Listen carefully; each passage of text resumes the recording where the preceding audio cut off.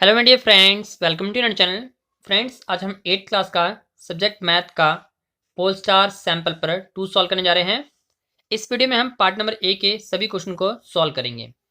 ये हमारे पास part number A कुल मिलाकर 32 क्वेश्चन है और हर एक क्वेश्चन 1 मार्क्स का है। तो इस वीडियो में हम अपने 32 मार्क्स कंप्लीट करने वाले हैं। तो लेट्स स्टार्ट करते हैं वीडियो को। तो इसमें सबसे पहला जो क्वेश्चन है उसमें हमसे बोला गया है a positive rational number has additive inverse. अगर हमारे पास कोई पॉजिटिव रैशनल नंबर है और उसका एडिटिव इनवर्स क्या होगा, तो जरा थोड़ा सा क्लियर कर दें। जो हमारे पास एडिटिव इनवर्स क्या होता है, एडिटिव इनवर्स में हम सिर्फ सिंबल को पॉजिटिव से नेगेटिव करते हैं और नेगेटिव से पॉजिटिव करते हैं। ओके फ्रेंड्स, तो हमें क्या बोला हुआ है, पॉजिटिव रैशनल नंबर है कोई और उसका एडिटिव इनवर्स क्या होगा। तो ऑप्शन है अब पॉजिटिव रैशनल नंबर बनेगा या नेगेटिव रैशनल नंबर बनेगा या 1 बनेगा या नन। नन इट मीन्स इनमें से कोई नहीं। तो हमारा क्या है, पॉजिटिव का नेगेटिव कन्वर्ट हो जाता है। तो हम इसको लिखेंगे अननेगेटिव रैशनल नंबर। पॉजिटिव का हमने क्या कर दिया, नेगेटिव कर दिया। अगर हमें नेगेटिव बोला होता और उसका एडिटिव इनवर्स करने को बोला होता तो हम लिखते पॉजिटिव रैशनल नंबर। हमें इन्होंने एडिटिव इनवर्स कहा हुआ है किसका, पॉजिटिव नंबर का। आई होप ये ऑप्शन आपको क्लियर हो गया होगा। तो B is a right answer. Okay friends, B is a right answer. चलिए सेकंड क्वेश्चन पढ़ लेते हैं। क्वेश्चन नंबर सेकंड में हमसे कहा हुआ है the variable in linear equation 3x + 5 में 13 इज डैश। ए आएगा 2 आएगा, बी हमारा 3 है, सी हमारा x है या 5। इसमें से हमारे पास वेरिएबल वाली टर्म कौन सी है। तो वेरिएबल क्या होता है, जो हमारे पास एक्स वाई जेड इंक्लूड होता है वही हमारा वेरिएबल होता है। ओके फ्रेंड्स, और जो हमारा मैथमेटिक टर्म होता है वो हमारा कांस्टेंट टर्म काउंट होता है। हमें वेरिएबल बोला हुआ है तो इसमें एकमात्र ही वेरिएबल है, वो है एक्स। तो X is a right answer. It mean C is a right answer. Okay friends, चलिए नेक्स्ट क्वेश्चन पढ़ लेते हैं। अब पॉलीगॉन इज, पॉलीगन बताना है क्या होता है, सिर्फ इतना बोला हुआ है। अब polygon is dash simple curve, simple close curve, close shape with side and all of above. कि या तो सिंपल कर्व होगा, सिंपल क्लोज कर्व होगा, simple close shape with side होगा या ऑल। तो आपको थोड़ा सा क्लियर करें, अगर हम कोई भी पॉलीगन बनाते हैं तो उसमें क्या होता है कि पॉलीगन कब बनता है, वो साइडों से बनता है। ओके फ्रेंड्स, साइडों से बनता है और वो क्लोज होता है तो उसको हम पॉलीगन बोलते हैं। जिसकी 4 या 4 से ज़्यादा साइडें होती हैं वो हमारा पॉलीगन काउंट होता है। ओके फ्रेंड्स, तो ये सभी बंद होती हैं। इट मीन्स आंसर हमारा है close shape made with side. It means C is a right answer. I hope ये आपको क्लियर हो गया होगा। चलिए क्वेश्चन नंबर 4 पढ़ लेते हैं। क्वेश्चन नंबर 4 में हमसे कहा हुआ है how many side does a heptagon. Heptagon के कितने साइड्स होते हैं। चलिए इसको भी क्लियर करते हैं। हेप्टागोन क्या होता है, नाम से ही क्लियर हो रहा है। हेप्टा इट मीन्स 7 साइड होगी। नंबर ऑफ हेप्टागोन कितनी होती हैं, 7 साइड। सबसे पहले आता है हमारे पास पेंटागोन, हेक्सागोन, हेप्टागोन, ऑक्टागोन, नेंटागोन और टेंटागोन। तो ये सभी नेम से ही जाने जाते हैं। पेंटा 5, हेक्सा 6, हेप्टा 7, ऑक्टा 8, नेंटा 9 और टेंटा 10। ओके फ्रेंड्स, अगर यहाँ पर कोई भी थोड़ी बहुत चेंजेस होती है तो नेम से याद रखिएगा, किस नेम से, जिस नेम से जाना जाता है उसी से उसकी साइडें काउंट हो जाती हैं। आई होप ये आपको क्लियर होगा। It means C is a right answer, 7 is a right answer. चलिए अगला क्वेश्चन पढ़ते हैं। The probability of getting tail on toss a coin. हमें कहा गया एक कॉइन उछाला गया है और बताना है प्रोबेबिलिटी क्या आएगी, टेल की प्रोबेबिलिटी क्या आएगी। टेल इट मीन्स वो हिस्सा जिसपे हमारे पास काउंटिंग लिखी होती है। 1 का कॉइन है तो 1 लिखा होगा, 2 का कॉइन है तो 2 लिखा होगा, 5 का कॉइन है तो 5 लिखा होगा, 10 का कॉइन है तो 10 लिखा होगा। और हेड क्या होता है, जिनके ऊपर, जिसके दूसरी साइड में भारत का चिन्ह बना होता है वो हमारा, या शेर का चिन्ह बना होता है वो हमारा हेड होता है, और जिसपे नंबरिंग लिखी होती है वो हमारा टेल होता है। अगर एक सिक्का हम उछाल रहे हैं या तो हेड आ सकता है या तो टेल आ सकता है, एक ही आएगा। तो हमें बोला गया है टेल की प्रोबेबिलिटी क्या है, तो वो है हमारी 1/2। अगर दोनों में प्रोबेबिलिटियां बढ़ रही हैं तो हाफ हाफ प्रोबेबिलिटी बढ़ जाती हैं। आई होप ये आपको भी क्लियर हो गया होगा। It means C is the right answer 1/2। Okay friends, चलिए अगला क्वेश्चन पढ़ लेते हैं। अगला क्वेश्चन हमसे कहा हुआ है a square of negative number is dash. Square कर रहे हैं, स्क्वायर इट मीन्स पावर 2 लगा रहे हैं हम, कोई भी नंबर है उसकी पावर 2 लगा रहे हैं, तो क्या वो इवन बनेगा, जीरो बनेगा, पॉजिटिव नंबर बनेगा या नेगेटिव नंबर बनेगा। ओके फ्रेंड्स, चलिए ये भी क्लियर करते हैं।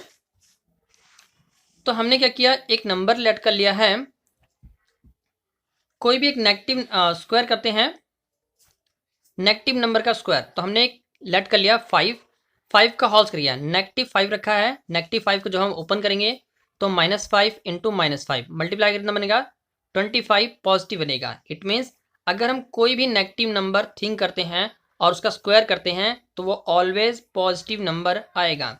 It means a positive number is a right answer. तो हमारे पास ये ऑप्शन कहाँ है, C is a right option, a positive number. Okay friends, a positive number. चलिए अगला क्वेश्चन पढ़ लेते हैं। क्वेश्चन नंबर 7, इसमें हमसे बोला हुआ है find the small number by 2592 into 10 की power 6 is be are divided to make a perfect cube. हमें कहा गया है इस नंबर को हम कौन सा छोटा सा नंबर है जिससे डिवाइड करेंगे कि वो परफेक्ट क्यूब बन जाएगा। ओके फ्रेंड्स, तो जो हमारे पास जो नंबर लिखा हुआ है 10 रेज टू पावर 6, इसको सॉल्व करने की कोई जरूरत नहीं है, हम इसी को सॉल्व करेंगे क्योंकि ये खुद में ही परफेक्ट नंबर है। हम क्या करेंगे 25 और 92 का एलसीएम करेंगे, एलसीएम हम कुछ इस अकॉर्डिंग निकालेंगे। तो जब हम एलसीएम निकाल लेंगे तो ये हमारे पास पेयर बनेंगे, ये हमारे पास 2 का पेयर बन जाएगा, 3 पेयर बन जाएंगे, 3 जोड़े का एक सेट बन जाएगा 3 का, और नीचे भी 3 का बन जाएगा। तो ये यही वो नंबर है जिनसे हमें अपना नंबर डिवाइड करना है और वो परफेक्ट क्यूब बन जाएगा। तो 2 को 2 से मल्टीप्लाई करो 4, 4 को 3 से मल्टीप्लाई करो 12। तो फाइनली हम क्या करेंगे, ये 12 ही वो छोटा नंबर है जिससे अगर हम 2592 को डिवाइड कर दें, 2592 को 12 से डिवाइड कर दें तो हमारे पास जो नंबर आएगा वो एक परफेक्ट क्यूब नंबर बनेगा। ओके फ्रेंड्स, क्या बनेगा, परफेक्ट क्यूब नंबर बन जाएगा। ओके, तो finally 12 is a right answer. Okay friends, option number D. चलिए नेक्स्ट क्वेश्चन पढ़ लेते हैं। हमसे कहा गया है Reena score 28 marks out of 40 in math. Reena है उसने 28 मार्क्स लिए हैं मैथ में कितने मार्क्स मिल रहे हैं टोटल में से 40 में से ओवरऑल नंबर मिल रहा है और उस रीना ने 28 मार्क्स गेट किए हैं, प्राप्त किए हैं इन द जुलाई एग्ज़ाम। चलिए आगे पढ़ते हैं। इन सितंबर 2019 एग्ज़ाम स्कोर 32 उसने स्कोर किया है आउट ऑफ 40 में से मार्क्स मिल रहे थे, इस बार उसने 32 मार्क्स स्कोर किया हुआ है। Find the percentage increasing in the marks obtained by हर। चलिए इसके लिए हम क्या करते हैं, सबसे पहले जुलाई में उसने कितने मार्क्स लिए हैं 28, और उसके बाद सितंबर में कितने मार्क्स लिए हैं 32, आउट ऑफ कितने थे 40 में से मिल रहे थे नंबर। तो हमारे पास नंबर ऑफ इंक्रीजिंग कितना हो गया है, पहले 28 था अब 32 हो गया है, तो हमारे कितने नंबर ज़्यादा आ गए 4 नंबर। अब इसी की हम परसेंटेज निकालेंगे, तो परसेंटेज निकालने का फॉर्मूला है परसेंटेज इक्वल्स टू में percentage number of percentage upon में टोटल नंबर इनटू में 100। चलिए मैं इसको थोड़ा सा और क्लियर करके लिखता हूँ, फॉर्मूला यहाँ लिखता हूँ दोबारा से मैं इसको, प्रॉफिट या परसेंटेज निकाले फॉर्मूला परसेंटेज अपॉन में टोटल नंबर इनटू में 100। तो हमारे पास कितने इंक्रीज नंबर हुए हैं वो 4 हमने ऊपर लिख लिया और टोटल नंबर 40 नीचे लिख लिया, इनटू में 100 कट कर लेते हैं, 4 से ये 4 कट कर लेंगे, सिर्फ हमारे पास 10 जो आ जाएगा वो हमारा इंक्रीजिंग परसेंटेज आ जाएगी। ओके फ्रेंड्स, आई होप ये क्वेश्चन आपको क्लियर हो गया होगा। सबसे पहले हमने क्या किया, जुलाई में जितने मार्क्स दिए हुए थे 28, सितंबर में कितने मार्क्स थे 32, कितने नंबर हमारे ज़्यादा आए हैं जुलाई के कंपेयर में तो 4 मार्क्स, इसकी हम परसेंटेज निकालेंगे तो 4 हमने ऊपर लिखा, टोटल मार्क्स नीचे लिख लिया, इनटू में 100 से मल्टीप्लाई कर लिया, 0 0 कट कर लिया, 4 से ये वाला 4 कट कर लिया, सिंपली हमारे पास 10 बच जाएगा। यही हमारी इंक्रीजिंग परसेंटेज है। चलिए ऑप्शन देखते हैं ये कहाँ पर है। B is a right answer. 10% हमारे मार्क्स इंक्रीज हुए हैं। ओके फ्रेंड्स, आई होप ये आपको क्वेश्चन क्लियर हो गया होगा। चलिए क्वेश्चन नंबर 9 कर लेते हैं। क्वेश्चन नंबर 9 में हमसे कहा हुआ है the age of Ravi's father is 5 year more than 3 time Ravi's age. It means Ravi की जो एज है उसमें अगर हम 3 टाइम मल्टीप्लाई कर दें और 5 ऐड कर दें तो रवि के पिता की एज निकल जाएगी। चलिए आगे पढ़ लेते हैं। बोला गया है if a Ravi's age is x year. अगर रवि हमारा x ईयर का है तो उसके पिता की आयु को हम किस अकॉर्डिंग एक्सप्रेस करेंगे। चलिए हम अपनी शीट पे आते हैं। उसके लिए सबसे पहले हम लिखेंगे let the age of Ravi. x year लिख लिया क्योंकि हमें रवि की एज को x मानने को कहा गया था। उसके बाद कहा गया है कि रवि की एज में हमें 3 से मल्टीप्लाई करना है। तो हमने क्या किया, यहाँ पर लिखा the age of his father. हमें फादर की एज चाहिए और हमने रवि की एज में 3 से मल्टीप्लाई कर लिया। और फिर हमें कहा गया है 5 मोर है तो इट मीन्स 5 हमें ऐड करना है। तो हमने यहाँ पर 5 ऐड कर लिया, जिससे कि जो हमारी इक्वेशन बन जाएगी वो बन जाएगी 3x प्लस 5। 3x प्लस 5 ये हमारा आंसर हो जाएगा। आई होप ये आपको क्लियर हो गया होगा। अगर हमें यहाँ पर कोई नंबर दिया होता तो हम वो नंबर फिलअप करके एग्जैक्ट आंसर निकालते हैं। हमें यहाँ x कहा गया है तो हम इस अकॉर्डिंग इस वैल्यू को एक्सप्रेस करेंगे। आंसर इज ये हमारा राइट आंसर है 3x प्लस 5।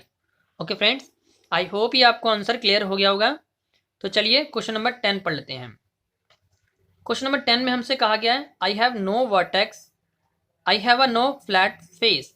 मेरी ना तो कोई कॉर्नर है, कॉर्नर वर्टेक्स, ओके फ्रेंड्स, और ना ही तो मेरा कोई फेस है। तो मैं कौन से शेप का हूँ, स्लेंडर, कोन, स्फेयर या सर्कल। तो आपको क्लियर कर दें, स्फेयर एक ऐसा शेप बनाया गया है जिसके ना तो वर्टेक्स होते हैं और ना ही फ्लैट फेस होता है। स्फेयर कुछ इस अकॉर्डिंग बनता है। ओके फ्रेंड्स, तो हमारा क्या आंसर आएगा, स्फेयर। तो स्फेयर कहाँ है, C is a right answer, sphere. I hope ये आपको आंसर क्लियर हो गया होगा। तो चलिए क्वेश्चन नंबर 11 पढ़ लेते हैं। क्वेश्चन नंबर 11 से हमसे कहा गया है what will be the area of circle whose perimeter is P. हमारा एरिया ऑफ सर्कल क्या होगा अगर हमारे एरिया ऑफ सर्कल का पेरीमीटर पी दिया हुआ है। चलिए हम उसके लिए क्या लिखेंगे, सबसे पहले लिखेंगे पेरीमीटर ऑफ सर्कल होता क्या है। तो वो हमारा फार्मूला होता है 2πr। और हमें पेरीमीटर कितना बोला है, हमें कहा गया है पी हमारा पेरीमीटर है और 2πr वैसे का वैसा ही।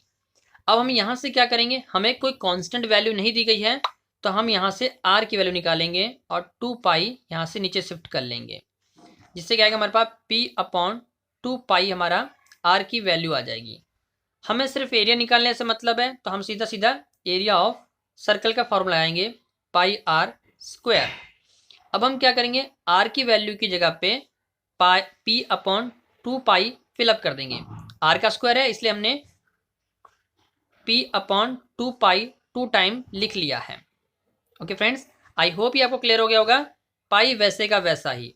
अब यहाँ से हम क्या करेंगे, एक पाई कट कर देंगे, ऊपर बचेगा हमारे पास p और ये p और p का स्क्वायर, और नीचे बचेगा हमारे पास 2 और 2π मल्टीप्लाई करेंगे कितना आएगा 4π। फाइनली यही हमारा आंसर हो जाएगा जो कि हमें चाहिए था, एरिया ऑफ सर्कल p का स्क्वायर अपॉन में 4π। चलिए देखते हैं ऑप्शन कहाँ है। A is the right answer, p का स्क्वायर अपॉन में 4π। आई होप ये आंसर आपको क्लियर हो गया होगा। चलिए क्वेश्चन नंबर 12 की तरफ बढ़ते हैं। क्वेश्चन नंबर 12 में हमसे कहा गया है find the value of 2⁻³ divided by 2⁻−2। तो इस क्वेश्चन को हम इस अकॉर्डिंग सॉल्व करेंगे। सबसे पहले लिखेंगे 2⁻³ डिवाइडेड बाय 2⁻−2। याद रखिए जब हमारा बेस सेम होता है तो पावरें हमारी ऐड हो जाती हैं। आई रिपीट अगेन, जब हमारा बेस बेस सेम होता है तो पावरें हमारी ऐड हो जाती हैं। और यहाँ पर मल्टीप्लाई का केस होता है तो हमारे पास क्या है, 2⁻³ डिवाइड बाय 2⁻²। डिवाइड के केस में पावरें सब्ट्रैक्ट होती हैं और मल्टीप्लाई के केस में पावरें ऐड होती हैं।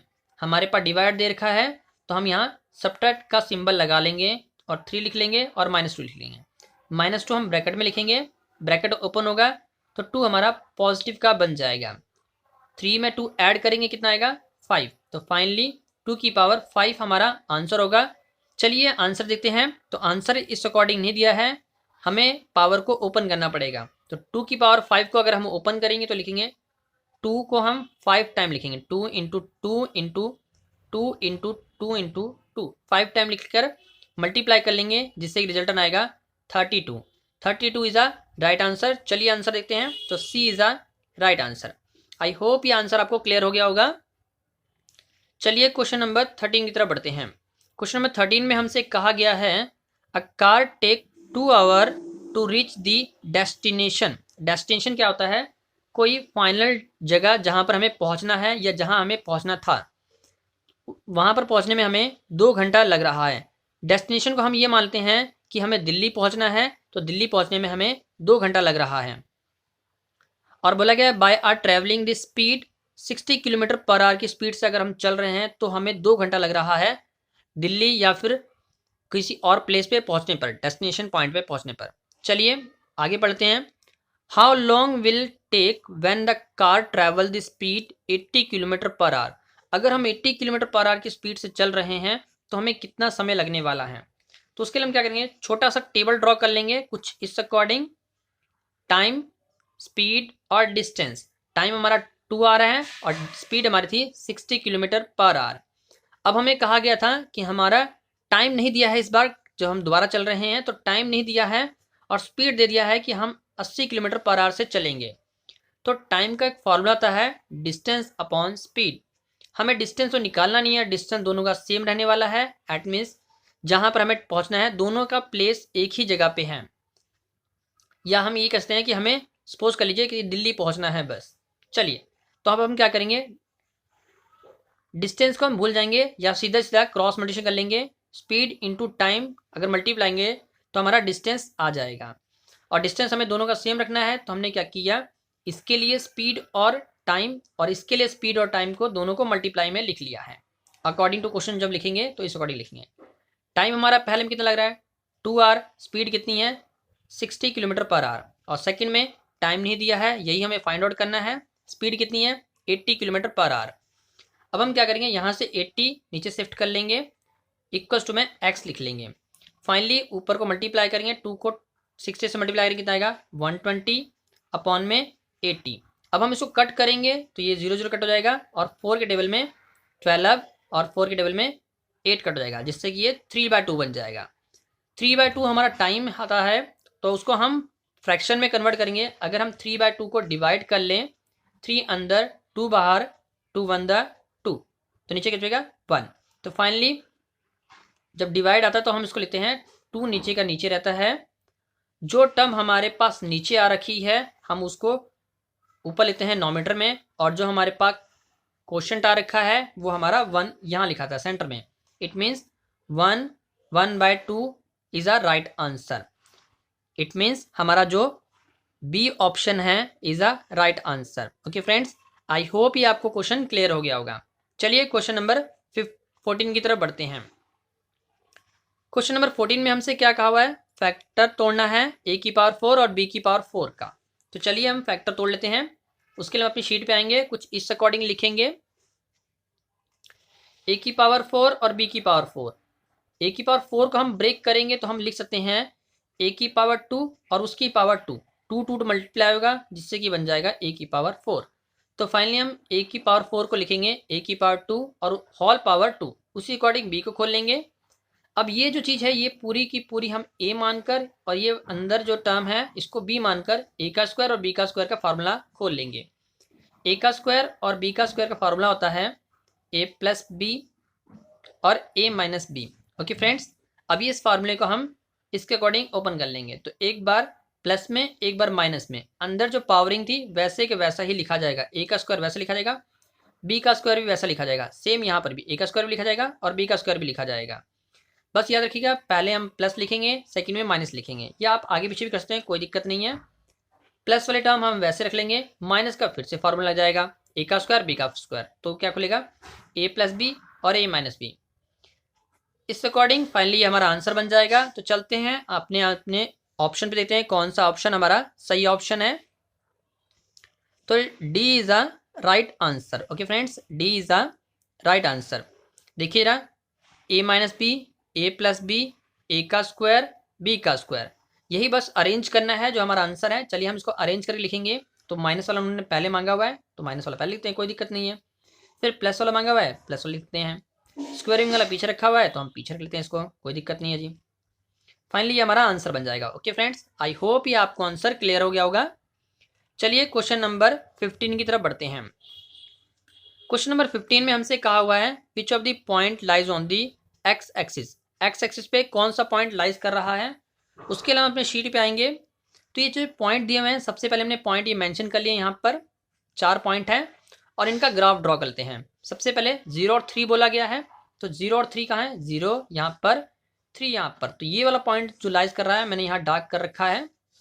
उसके बाद 3 और 0 बोला हुआ है, तो 3 एक्स एक्सिस पे 3, पहला पॉइंट हमारा एक्स होता है, दूसरा पॉइंट हमारा वाई होता है, तो वाई हमारा 0, तो वाई हमारा 0 यहीं पर आएगा। इट मीन्स ये हमारा दूसरा पॉइंट।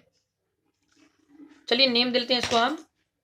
पहला हमारा ए पॉइंट है, दूसरा हमारा बी है, तीसरा हमारा सी है, चौथा हमारा डी है। चलिए तो ए तो मेरे को फिक्स हो गया है, बी हमारा यहाँ पर है, सी वाला पॉइंट 1 1 हम इस तरह क्रिएट कर लेंगे, 1 बिल्कुल इधर से, वाई से भी 1, तो यहाँ पर ये हमारा सी वाला पॉइंट है। डी वाला पॉइंट एक्स की वैल्यू 2 और वाई की वैल्यू 5 यहाँ की मिलेगा, ये हमारा डी वाला पॉइंट है। पर हमें पॉइंट नहीं निकालना है, हमें सिर्फ बताना है कौन सा पॉइंट एक्स एक्सिस पे लाइज करेगा, मतलब कि एक्स एक्सिस पे कौन सा पॉइंट टच कर रहा है। तो एकमात्र पॉइंट, इट मीन्स बी वाला पॉइंट हमारा एक्स एक्सिस पे है, बाकी सारे पॉइंट इस लाइन से ऊपर उठे हुए हैं। देखिए जैसे ये पॉइंट है, ये उससे ऊपर है, ये उससे ऊपर है, तो यही जो पॉइंट है सिर्फ एक्स एक्सिस पे है, बाकी सारे पॉइंट ऊपर की तरफ हैं। तो यही हमारा आंसर है एक्स एक्सिस पे। It means B is a right answer. True false का जो पहला क्वेश्चन है कुछ इस अकॉर्डिंग है, the opposite sides of a parallelogram are parallel. It means हमें एक पैरेललोग्राम बनाना है, तो पैरेललोग्राम हमारा कैसा होता है, कुछ ऐसा होता है। ओके फ्रेंड्स, तो पैरेललोग्राम के अपोजिट साइड्स हमारे बिल्कुल पैरेलल होते हैं। इट मीन्स ये एक ट्रू स्टेटमेंट है, इट मीन्स इसका आंसर है ट्रू। ओके फ्रेंड्स, चलिए नेक्स्ट पढ़ते हैं। The sum of all interior angle in a pie chart is 360। Pie chart कैसे बनता है, एक सर्कल में हमारा पाई चार्ट बनता है जिसमें यहाँ पर पार्ट बाई पार्ट, जैसे हिंदी, इंग्लिश, मैथ या कलरिंग करके दी होती है, और इनका जब हम सेंटर वाला एंगल जोड़ेंगे, मान लेते हैं ये हमारा 60 डिग्री है, ये 50 डिग्री है, ये कुछ ऐसा एंगल जोड़ेंगे तो सारा एंगल कुल मिलाकर 360 बनता है। ओके फ्रेंड्स, इट मीन्स ये एक ट्रू स्टेटमेंट है, इसको भी हम ट्रू लिखेंगे। Second answer true. चलिए नेक्स्ट पढ़ते हैं। डिस्काउंट, डिस्काउंट कहा गया है market price minus selling price. क्या डिस्काउंट हमारा market price minus selling price होता है। पहले तो जान लेते हैं मार्केट प्राइस क्या होता है। अगर हमने एग्जाम्पल लेते हैं, ये एक पेन हमने मार्केट से 5 रुपीज़ का खरीदा है और सोचा है कि इसको हम 10 रुपीज़ में बेचेंगे। ओके फ्रेंड्स, ये हमने सोचा है कि इसको हम 10 रुपये में बेचेंगे, और फाइनली कोई ग्राहक आता है, उसको वो कहता है कि इस पेन पे मुझे डिस्काउंट चाहिए। तो हम एक काम करते हैं, अगर हम इसको 8 रुपये का बेच देते हैं तो भी हमें 3 रुपये सीधा सीधा प्रॉफिट हुआ, और जो हमारा ग्राहक है उसके लिए 2 रुपये डिस्काउंट हो गया। इट मीन्स जो प्राइस हम फिक्स करते हैं और जिस प्राइस पे हम बेचते हैं, फिक्स वाली प्राइस हमारी मार्केट प्राइस होती है, और जिस भी प्राइस पे हमने उसको बेचा है वो हमारा सेलिंग प्राइस, और जिस प्राइस पे हमने खरीदा था बेचने के लिए वो हमारा cost price. Okay friend, CP बोलते हैं उसको। तो डिस्काउंट क्या होता है, market price minus selling price minus कर देंगे तो वो हमारा डिस्काउंट आता है। इट मीन्स ये स्टेटमेंट्स एक ट्रू स्टेटमेंट कही जा रही है। इट मीन्स इसका आंसर ट्रू है। थर्ड का आंसर भी ट्रू। चलिए फोर्थ कर लेते हैं। क्वेश्चन नंबर फोर्थ में हमसे क्या कहा हुआ है, हमें कहा गया है 3x⁻² - 2 इज अ मोइनोमियल। मोइनोमियल क्या होते हैं, सबसे पहले थोड़ा सा इसको भी क्लियर करते हैं। जो हमारे पास मोइनोमियल होते हैं जिनमें हमारे पास वन टर्म आती है, 3x², 5x, 3y या समथिंग एक ही टर्म हो तो उसको मोइनोमियल कहते हैं। बाइनोमियल जिनमें दो टर्म हो, जैसे कि 3x² - 2 या फिर 3x + 5y दो टर्म में आ गई तो हमारा मोइनोमियल। ट्राइनोमियल जिसमें तीन टर्में होती हैं, x² y + 5, या फिर हम z भी मेंशन करते हैं जिनमें तीन टर्म में हो ट्राइनोमियल, जिनमें दो टर्म में हो बाइनोमियल, जिसमें एक टर्म हो मोइनोमियल। हमें क्या कहा हुआ है 3x² - 2 इज अ मोइनोमियल, तो जी नहीं, ये एक फॉल्स स्टेटमेंट कही जा रही है, इट मीन्स इसका आंसर फॉल्स है। चलिए नेक्स्ट क्वेश्चन पढ़ते हैं। हमें कहा गया है the volume of cone is πr²। क्या वॉल्यूम ऑफ कोन हमारा πr² होता है, वॉल्यूम ऑफ कोन πr² होता है? तो ये एक फॉल्स स्टेटमेंट है, क्योंकि वॉल्यूम ऑफ कोन क्या होता है 1/3 πr²h। कोन हमारा कुछ इस अकॉर्डिंग बनता है। ओके फ्रेंड्स, चलिए आई होप ये आंसर भी आपको क्लियर हो गया होगा, इट मीन्स इसका आंसर फॉल्स है। चलिए क्वेश्चन नंबर 6 करते हैं। इसमें हमसे कहा हुआ है सोल्यूशन चाहिए हमें 3⁻0, 4⁻0, 5⁻0 इज 3। इस इक्वेशन को हमने यहाँ पर लिख लिया है 3⁻0, 4⁻0, 5⁻0। क्या 3 आएगा इनका सम ऑफ करके? तो 3⁻0 जो हमारा होता है वो उसको हम लिखते हैं 1। किसी भी टर्म की पावर 0 उसका आंसर आता है 1। तो 4⁻0 का भी आंसर 1, 5⁻0 का भी आंसर 1। फाइनली इन तीनों को ऐड करेंगे कितना आएगा 3। इट मीन्स ये एक ट्रू स्टेटमेंट कही जा रही है, इसका आंसर ट्रू आएगा। ओके फ्रेंड्स, चलिए अगला क्वेश्चन पढ़ते हैं। हमें अगले क्वेश्चन बोला है if a two quantity are the inverse proportional. हमारे पास कोई दो क्वांटिटी है जो इनवर्सली प्रोपोर्शनल है, then the increasing one quantity other will be decrease. क्या अगर एक क्वांटिटी हम बढ़ा रहे हैं तो क्या दूसरी क्वांटिटी घटेगी? क्या इसे इनवर्सली प्रोपोर्शनल कहते हैं? तो बिल्कुल सही है जी। इनवर्सली प्रोपोर्शन क्या होता है, एक स्टेटमेंट का बढ़ना और दूसरी स्टेटमेंट का घटना हमारा इनवर्सली प्रोपोर्शनल कहलाता है। इट मीन्स ये एक ट्रू स्टेटमेंट कही जा रही है, तो इसका आंसर ट्रू है। चलिए अगला क्वेश्चन करते हैं। बोला गया है every even number is not divisible by 2। क्या अगर हम कोई नंबर थिंक करते हैं, इवन नंबर कोई थिंक करते हैं, इट मीन्स मानते हैं हम 24 मानते हैं, और 2 से क्या वो डिविजिबल हो जाएगा? तो बिल्कुल जी 2 से वो डिविजिबल हो जाएगा, बट इन्होंने कहा है कि नॉट डिविजिबल होगा। कोई भी इवन नंबर रख लीजिए, जैसे हम 30 रखते हैं, ये हमारा इवन नंबर है, इसको हम 2 से डिवाइड करेंगे तो बिल्कुल जी डिवाइड हो जाएगा। ऐसे ही कोई और भी अगर हम इवन नंबर थिंक करते हैं और उसको 2 से डिवाइड करते हैं तो वो डिवाइड हो जाएगा। इट मीन्स ये स्टेटमेंट हमारी फॉल्स स्टेटमेंट है, इट मीन्स इसका आंसर फॉल्स है। ओके फ्रेंड्स, आंसर इसका फॉल्स आ जाएगा। आई होप ये आंसर आपको क्लियर हो गया होगा। चलिए थर्ड वाला क्वेश्चन जो है हमारा फिलअप वो कर लेते हैं। बोला गया है multiplicative inverse of -5/7 is dash. Multiplicative inverse चाहिए हमें। मल्टीप्लिकेटिव इनवर्स में हम सिर्फ टर्म को उल्टा करते हैं। 5/-5/7 लिखा है तो इसको उल्टा करेंगे क्या आएगा 7/-5। ओके फ्रेंड्स, तो आंसर में हम ये लिख लेंगे 7/5 माइनस का। आप ये माइनस ऊपर भी लगा सकते हैं, कोई दिक्कत नहीं है। फाइनली ये आंसर हमारा हो जाएगा। चलिए अगला क्वेश्चन पढ़ते हैं।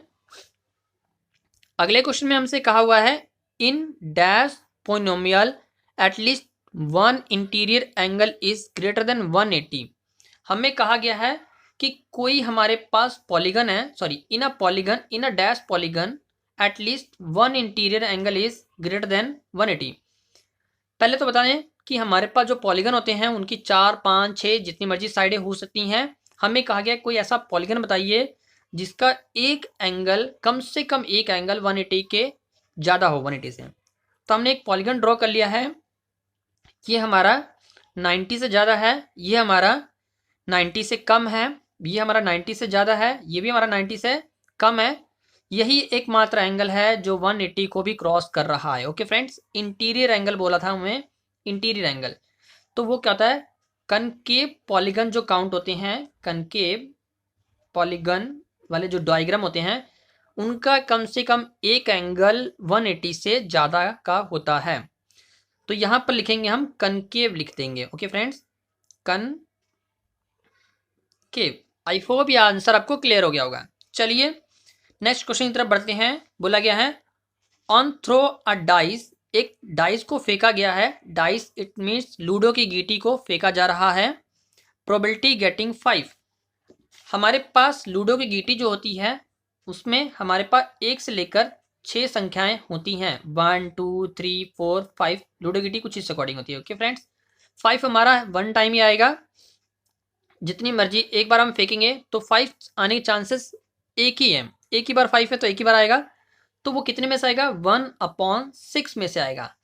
जितनी बार नंबर ऑफ 5 डाइस पे लिखा है उतना ऊपर लिखेंगे। Total of number of dice कितने हैं, 6, तो हम 1/6 लिख लेंगे। फाइनली आंसर हम यहाँ लिखेंगे 1/6। आई होप ये आंसर आपको क्लियर हो गया होगा। चलिए अगला क्वेश्चन पढ़ते हैं। The variable in a algebraic expansion, variable find out करना है अलजेब्रिक एक्सपेंशन के। 5x + 3 is dash. तो हम आते हैं वेरिएबल अलजेब्रिक। अलजेब्रिक वेरिएबल क्या होता है हमारे पास, इट मीन्स x वाली टर्म हमारे पास अलजेब्रिक काउंट होती है। तो हमारे पास क्या है, वो अलजेब्रिक टर्म क्या है, x है। तो यहाँ पर हम लिख देंगे x हमारा वेरिएबल है। ओके फ्रेंड्स, और अलजेब्रिक बोला था तो alphabet, algebraic it means alphabet. चलिए आगे चलते हैं। आगे हमसे कहा है the total surface area of cylinder. Total surface area of cylinder का होता है 2πr r + h। सिलेंडर हमारा कुछ इस अकॉर्डिंग होता है, formula 2πr r + h। Okay friends, आई होप ये आपको क्वेश्चन क्लियर हो गया होगा। चलिए अगला क्वेश्चन पढ़ते हैं। क्वेश्चन नंबर 6 हमें कहा गया है decrease in temperature with the increase in the fog. अगर हमारे पास कहा गया टेम्परेचर हमारा कम हो रहा है, कब, जब फॉग ज़्यादा पड़ रही है, धुंध ज़्यादा पड़ रही है, इन द डैश प्रपोर्शन। तो आपको क्लियर करें, अगर हमारे पास कोई चीज़ एक अपवर्ड में जा रही है और एक डाउनवर्ड में जा रही है तो वो हमारी इन्वर्सली प्रपोर्शन होता है, जो कि हमने कुछ देर पहले यहाँ पर भी पढ़ा हुआ है। ओके फ्रेंड्स, तो इस ब्लैंक्स में हम लिखेंगे inversely proportion, inversely proportion. Okay friends, इस ब्लैंक्स में आएगा इन्वर्सली प्रपोर्शन। चलिए क्वेश्चन नंबर 7 कर लेते हैं। क्वेश्चन नंबर 7 में हमसे क्या कहा हुआ है, ये रहा क्वेश्चन हमारा। 0.0 - 2 is lies only on dash. तो हम पहले इसको अपने ग्राफ पे ड्रॉ करेंगे, कुछ इस अकॉर्डिंग ड्रॉ कर लेंगे। जो हमारा 0 और -2 पॉइंट है is lies on the dash, only dash. तो ये जो हमारा आंसर आएगा वाई एक्सिस कैसे आएगा, तो जब हम ये 0.0 और -2 क्रिएट करेंगे तो यहाँ फाइंड आउट होगा। फाइनली ये क्या, कौन सी लाइन हमारी, ये वाई वाली लाइन है, तो ये किस पे लाइज करेगा, वाई पे लाइज करेगा। तो इट मीन्स हम यहाँ लिखेंगे वाई एक्सिस, या आप वाई भी लिख सकते हैं। ओके फ्रेंड्स, आई होप ये आंसर आपको क्लियर हो गया होगा। चलिए क्वेश्चन नंबर 8 पढ़ लेते हैं। इसमें हमसे कहा गया है if a number is divisible by 5।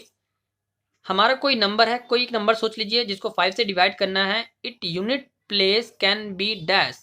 कोई नंबर एक सोचना है जो 5 से डिवाइड हो जाए, तो 5 से डिवाइड वही नंबर होगा जिनके एंडिंग टर्म में या तो 0 आए या तो 5 आए। क्योंकि 5 को जब हम टेबल लिखेंगे क्या होता है, 5 10 15 20। देखिए 5 आ रहा है या 0 आ रहा है, 5 आ रहा है या 0 आ रहा है, या 5 आएगा फिर 0 आएगा, ऐसी। तो इट मीन जिनके एंडिंग टर्म में हमारे पास या जिनका यूनिट डिजिट हमारा 0 या 5 हो, वही हमारे नंबर 5 से डिवाइड होंगे। ओके फ्रेंड्स, आई होप ये आंसर आपको क्लियर होगा। तो आंसर में लिखेंगे 0 और 5।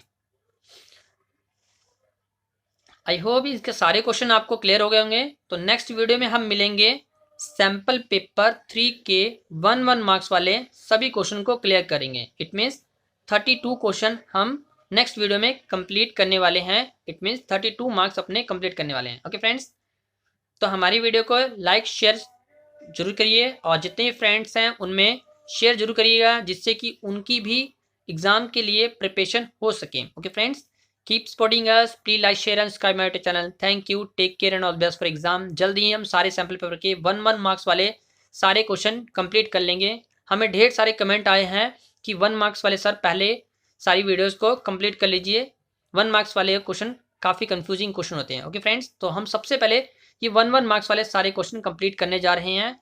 नेक्स्ट वीडियो में आपको 1 मार्क्स के सैंपल पर थर्ड के सभी क्वेश्चन मिलेंगे। Okay friends, keep supporting us, please like share and subscribe my YouTube channel. Thank you, take care and all the best for exam.